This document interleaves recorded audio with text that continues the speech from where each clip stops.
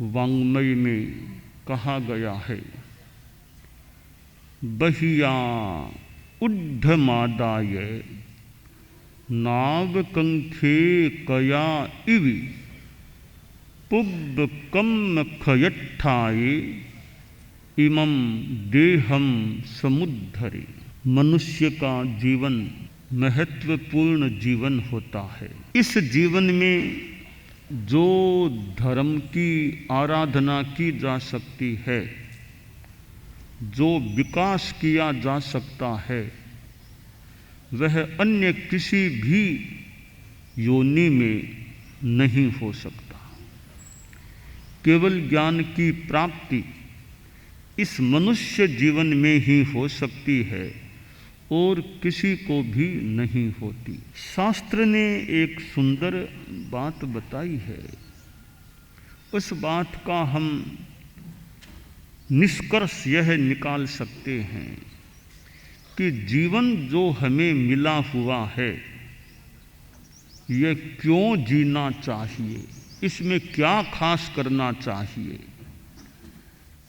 लक्ष्य बनाएं, गोल बनाएं, क्या गोल बनाएं, क्या लक्ष्य निर्धारण करें। आप लोग गृहस्थ हैं, किसी का लक्ष्य है मैं बिजनेसमैन बनूंगा, मैं बड़ा उद्योगपति बनूं। कोई सोच ले मैं कोई सिनेमा में उधर एक्टर बन जाऊं, कोई का वकील बनूंगा, कोई डॉक्टर बनूंगा, कोई जज बनूंगा। ऐसे लक्ष्य विद्यार्थियों में हो सकते हैं और वे उस अनुसार फिर उस विषय को चुन करके उस विषय का अध्ययन करते हैं, वहाँ एडमिशन लेने का प्रयास करते हैं। तो ठीक है, ये लक्ष्य कोई ऐसे कोई बुरे हैं ऐसा नहीं कह रहा हूँ। ये एक सामान्य जीवन के लक्ष्य हैं जिनसे आजीविका की प्राप्ति भी हो जाए, जीवन में काम हो जाए। इन लक्ष्यों से भी बहुत ऊंचा लक्ष्य वह लक्ष्य है पुब्बकम खयट्ठाये इमं देहम समुद्धरे। शास्त्रकार ने बताया है कि पूर्व कर्म का क्षय करने के लिए अब साधु है कि भोजन क्यों करता है, शरीर को क्यों टिकाए रखने का प्रयास करता है। भोजन के लिए गोचरी जाओ, लाओ, खाओ, पात्र साफ करो, ये काम भी करने होते हैं। पर शरीर को भोजन क्यों देना है? स्वाद के लिए नहीं, भोजन का आनंद लेने के लिए नहीं। कि पुब्बकम खयट्ठाये, पूर्व कर्मों का नाश करना है, यानी मोक्ष पाना है। तो संयम और तप की साधना करनी है और वह साधना करने के लिए शरीर को ठीक रखना अपेक्षित है। तो मोक्ष प्राप्ति के लिए जीवन जिए, साधना करें। ऊर्ध्व ऊंचा लक्ष्य बना लिया, अब उस लक्ष्य के विपरीत जो कार्य हैं, विषय भोग, इनसे बचो, साधना करो। भोजन भी जीवन के लिए आवश्यक है। साधु भी भोजन करता है, गृहस्थ भी करते हैं। और साधुओं को तो गृहस्थों से भोजन मिलता भी है। आप लोग खाना खाते हैं, रसोई बनती है, साधु भी वहाँ गोचरी भिक्षा जो भी कर लेते हैं। तो यह तो साधुचर्या का अंग है कि साधु को भोजन पकाना नहीं होता है। साधु भोजन न पकाए और दूसरों से पकवाए भी नहीं। भोजन के पकाने में भी जीव हिंसा और भोजन दूसरों से पकवाने में भी जीव हिंसा। तो साधु तो भंवरे की तरह, माधुकरी मधुकर भ्रमर की तरह जगह जगह घरों आदि में जाए, वो थोड़ा थोड़ा भोजन घरों आदि से ले करके अपना काम चलाए, ताकि साधु के लिए, साधु के भोजन के लिए अतिरिक्त हिंसा न हो। यह साधु के अहिंसा महाव्रत के पालन की दृष्टि से भिक्षा वृत्ति की, माधुकरी वृत्ति की विधि होती है। तो भोजन साधु भी लेते हैं, गृहस्थ भी लेते हैं।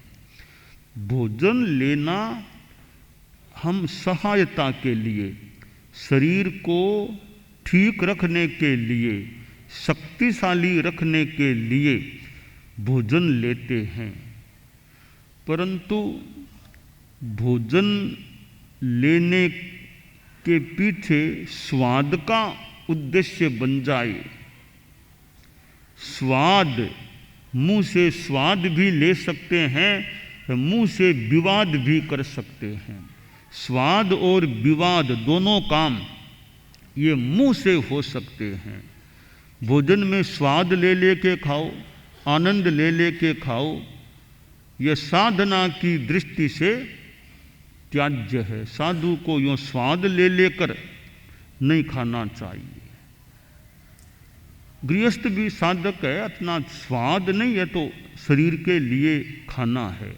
तो स्वाद की वृत्ति न रहे तो मुंह में स्वाद भी लेने का, वो आनंद लेने का लक्ष्य न रहे, यह तो विषय भोग है, इनमें आनंद नहीं।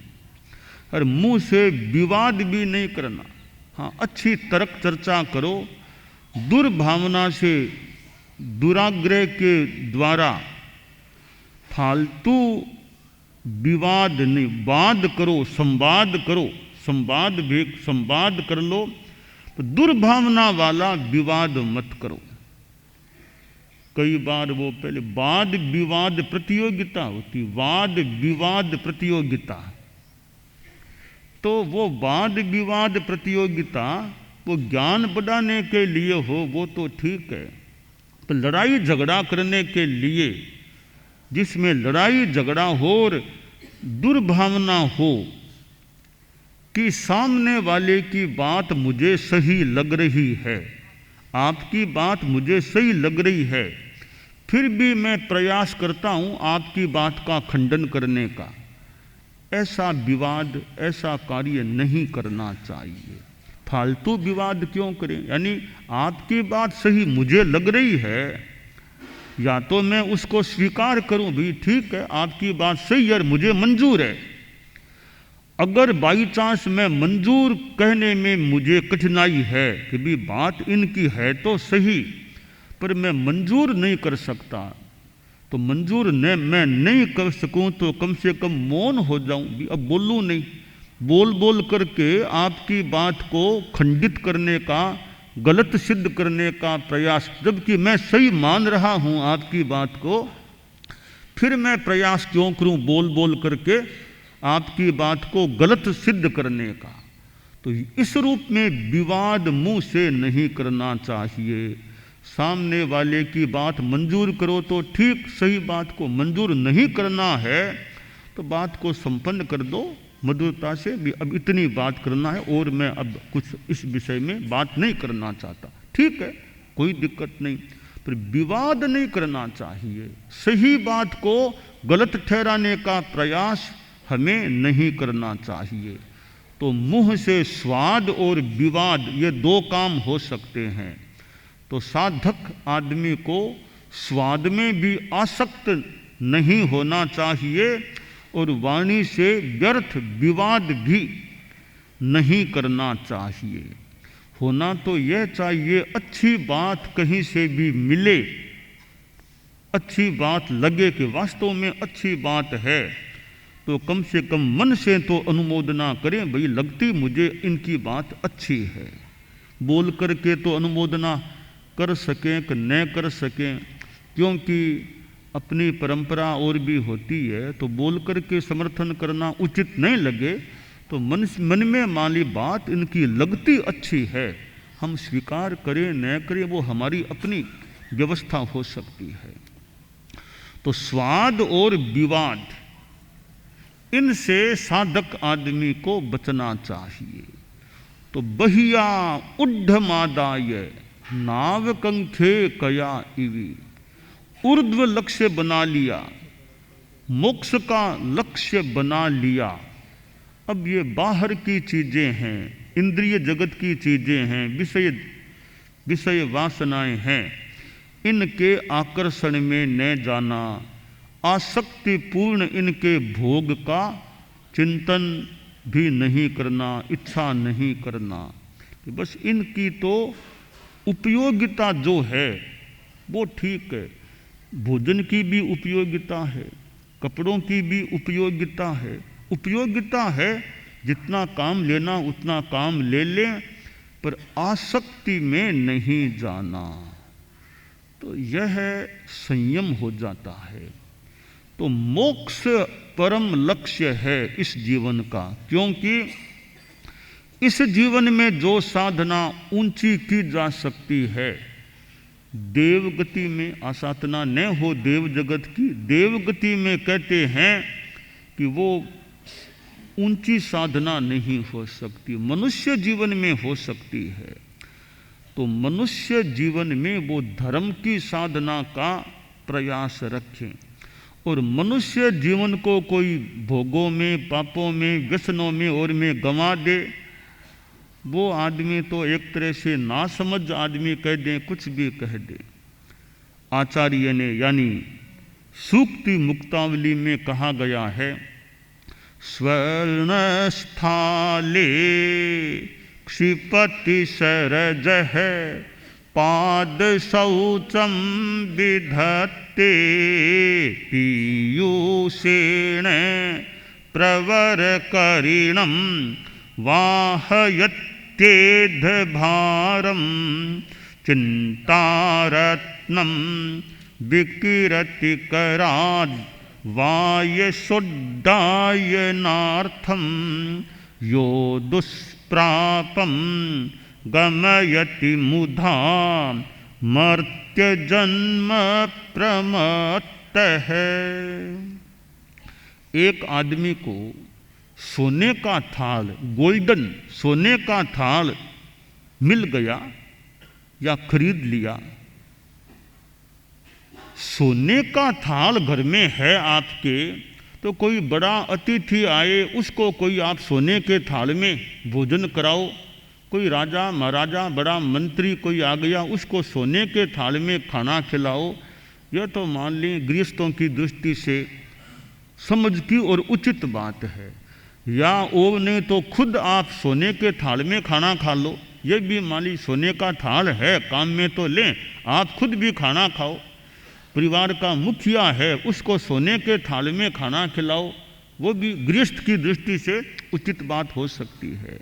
तो वो आदमी जिसके घर में सोने का थाल है, वो सोने के थाल में न तो खुद खाना खाता न किसी बड़े अतिथि को खिलाता, पर उसका उपयोग जरूर करता है। उपयोग क्या करता है कि घर का कूड़ा करकट इकट्ठा करके सोने के थाल में डाल करके बाहर ले जाकर फेंकता है।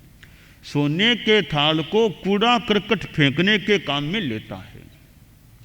एक दूसरा आदमी, उसे अमृत मिल गया।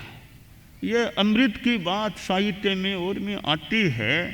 अब आजकल अमृत कहीं यहाँ दुनिया में है कि नहीं है, कि है तो कहाँ है, थोड़ा कहना कठिन है, पर अमृत की बात आती है।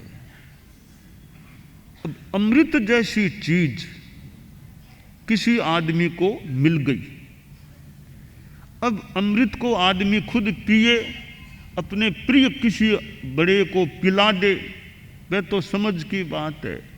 वो आदमी जिसको अमृत मिला है वो न तो खुद अमृत को पीता न दूसरे किसी को पिलाता, पर काम में जरूर लेता है। किस काम में लिया है कि बाहर जाकर आया, पैर गंदे हो गए तो पैरों को पानी से नहीं धोया, अमृत से पैर को धो के अमृत को खत्म कर दिया।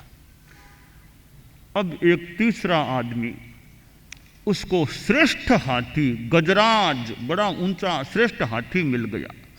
घर में हाथी आ गया, मैदान में अपने मकान में हाथी को रखता। अब कि हाथी का उपयोग क्या करना, हाथी पर तो कोई राजा महाराजा बड़े आदमी सवारी करे, खुद सवारी करे हाथी पर, यह तो समझ की बात है। अब वो न सवारी खुद करता न दूसरों को कराता, लकड़ियों का भार लाना ले जाना वो हाथी पर लाता है, हाथी पर ले जाता है, हाथी का ये उपयोग करता है। एक चौथा आदमी, उसको चिंतामणि रत्न मिल गया। ये चिंतामणि रत्न भी आजकल तो पता नहीं कहीं है क्या नहीं है, नाम आता है चिंतामणि का, हम तो कहते हैं भी हमारा तो धर्मसंघ ही चिंतामणि रत्न है कि आयो चिंतामणि की हैं, हाँ आयो चिंतामणि कर में स्वाम गण पायो, ये भिक्षु स्वामी का गण मिल गया, ये भी का चिंतामणि रत्न है। खैर यानी वो यूँ कह दें ये साधु की संन्यास की साधना, साधुपना चिंतामणि रत्न है। साधुपना इससे बड़ा कोई रत्न क्या पता है कि नहीं दुनिया में, साधुत्व बड़ा रत्न है। तो भाग्य योग भिक्षु गण पायो, आयो चिंतामणि कर में, पर ये साधुपना एकदम चिंतामणि रत्न है।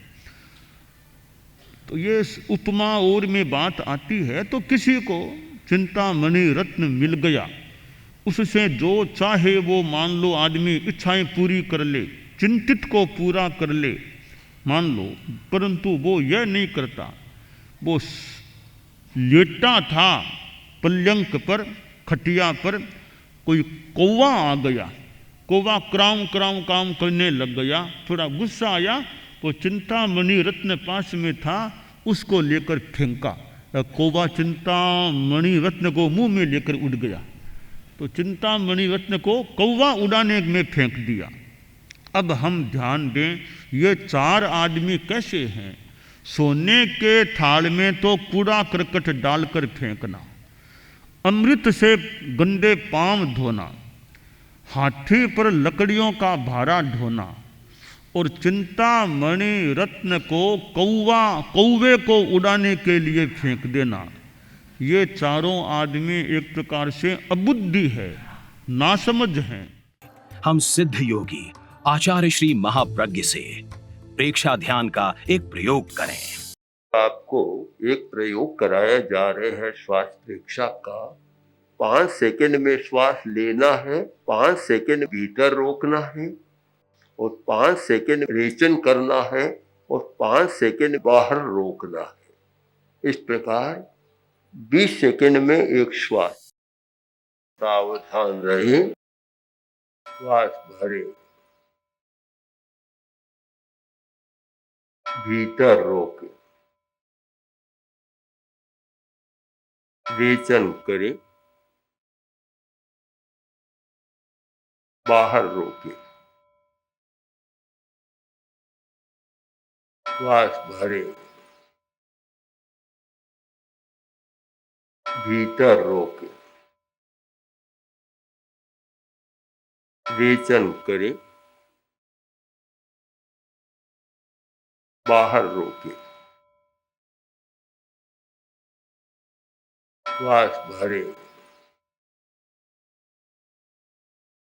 भीतर रोके, रेचन करे, बाहर रोके, श्वास भरे, भीतर रोके, रेचन करे, बाहर रोके, श्वास भरे, भीतर रोके, रेचन करे, बाहर रोके, श्वास भरे, भीतर रोके, रेचन करे, बाहर रोके, श्वास भरे। प्रयोग संपन्न। तो ये ध्यान के बहुत छोटे प्रयोग कराए हैं और इनका स्वयं बार बार अभ्यास करें तो एक अच्छा अभ्यास हो सकता है। ओम आत्मा।